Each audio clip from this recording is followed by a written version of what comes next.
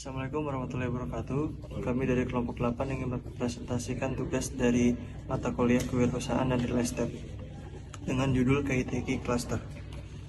Berikut ialah anggota kelompok kami, ada Ani Rahmawati, Muhammad Dafari Santo, Nicholas Lavato, dan Teguh Alif. Selanjutnya ada daftar isi, yaitu 1 pendahuluan, 2 aksesibilitas, 3 analisis site, 4 konsep, 5 gambar kerja, 6 list material, 7 fasilitas pendukung, 8 ada RAB, dan terakhir ada lampiran-lampiran. Alasan memilih site. Alasan memilih site.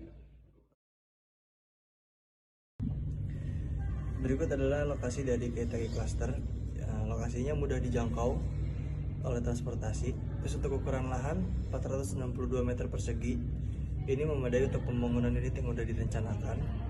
Lalu untuk lingkungannya berada dalam area aman dan suasananya tenang dengan kondisi tanah yang baik dan bebas dari pencemaran udara maupun kebisingan. Lanjut ada fasilitas, yaitu fasilitas yang tersedia adalah fasilitas kebersihan, keamanan, dan fasilitas pendukung lainnya. Dan untuk legalitasnya tentu sudah berlabel SHM. Dan dari segi harga sesuai dengan ketentuan.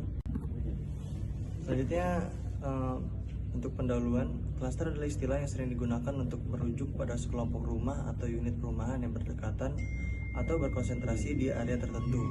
Klaster seringkali memiliki tipe dan gaya yang serupa dan bisa memiliki akses bersama ke fasilitas tertentu. Selanjutnya untuk penamaan KITK sendiri itu memiliki arti sreg, nyaman, ramah, menyenangkan. Diambil dari bahasa Jepang. Pemilihan nama ini merujuk pada konsep minimalis yang nantinya akan menyuguhkan kenyamanan tempat tinggal dengan nuansa Jepang.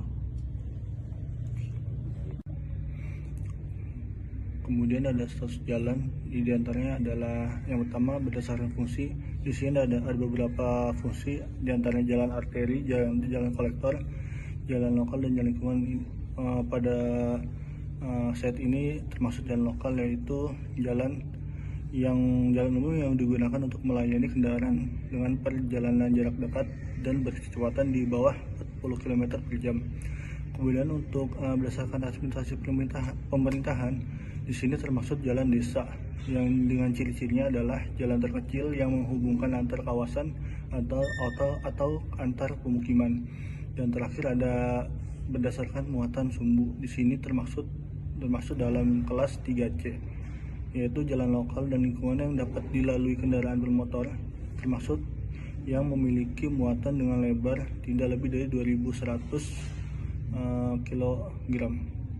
Ukuran panjang tidak melebihi 900 mm dan berat maksimalnya 8 ton.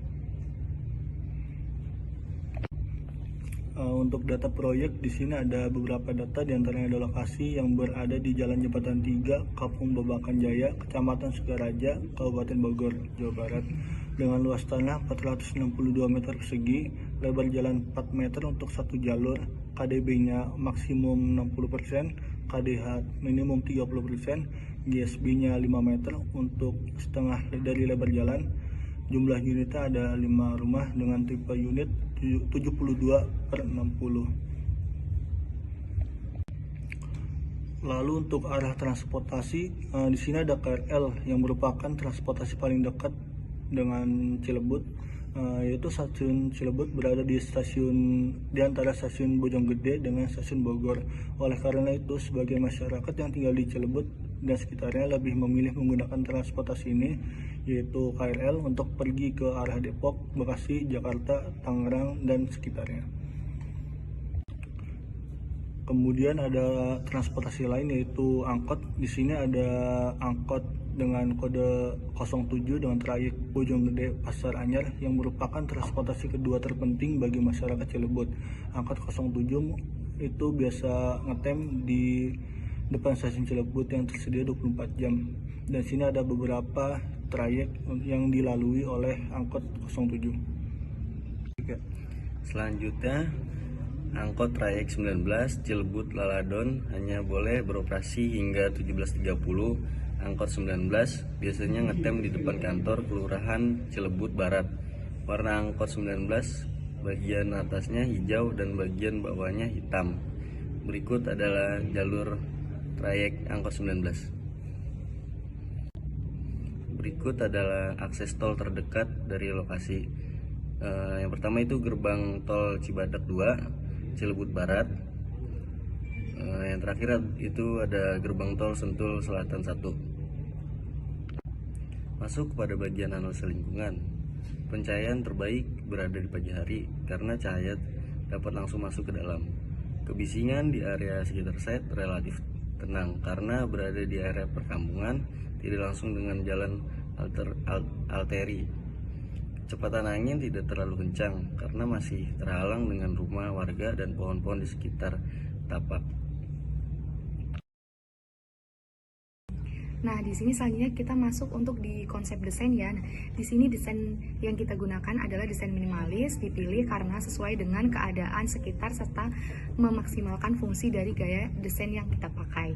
Nah, untuk arsitektur minimalis sendiri merupakan gaya arsitektur yang menekankan kesederhanaan, kejernihan bentuk, dan penggunaan elemen minimal yang berfokus pada esensi dan keindahan dalam kesederhanaan sehingga menghilangkan ornamentasi yang berlebihan dan menyederhanakan bentuk, garis, dan warna. Selain konsep minimalis, klaster ini mengadaptasi konsep Jepang pada bangunan serta furniturnya. Hal ini dipilih karena tujuannya menciptakan nuansa nyaman pada penggunanya. Ciri khas pada desain ini ialah bentuk kotak dan kubus, warna-warnanya, serta pintu geser yang digunakan. Nah, selanjutnya kita di sini memasuki set plan-nya ya, seperti yang ada pada gambar. Di sini untuk warna putihnya sendiri itu sebagai simbol rumah, warna kuningnya sebagai pos security, dan warna biru sebagai gazebo, serta ada warna merah sebagai gerbang masuk. Nah, selanjutnya di sini kita ada gambar kerja berupa denah lantai 1 dan lantai 2 dengan ukuran tanah 60 meter persegi dengan ukuran rumah 72 meter persegi untuk lantai 1 dan lantai 2-nya. Selanjutnya di sini juga ada gambar kerja berupa tampak kanan, tampak kiri, potongan AA, dan juga potongan BB.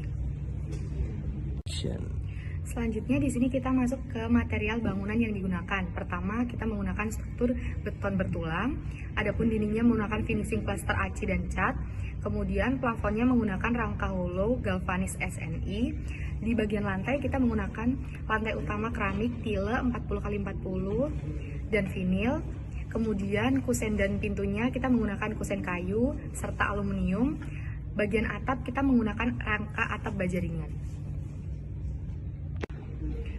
Nah, untuk selanjutnya di sini ada fasilitas pendukung berupa fasilitas keamanan, kebersihan, serta sosial, yang dimana di situ ada CCTV, pos security, tempat sampah, serta gazebo.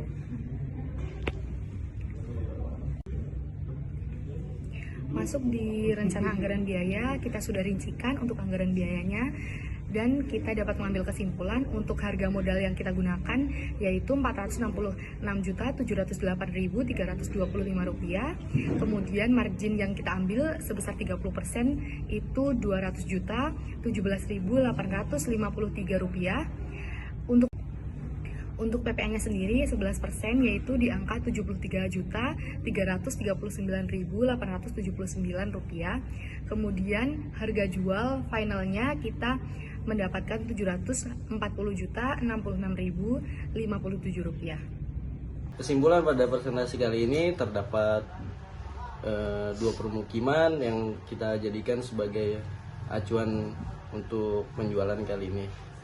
Terdapat klaster Bougainville Extension terbaru dari Cilebut Residence MD 757 dan perumahan Permata Bogor Residence 2.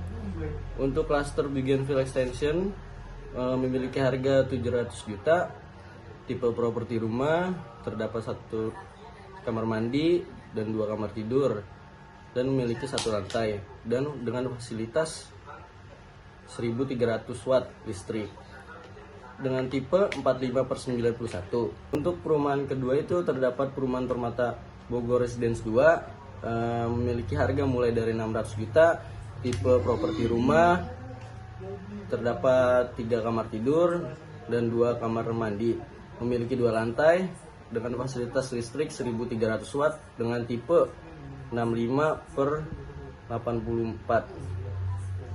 Berdasarkan perbandingan harga dengan klaster lain yang berada di sekitar lokasi, bahwa untuk harga yang tertera layak untuk dipasarkan.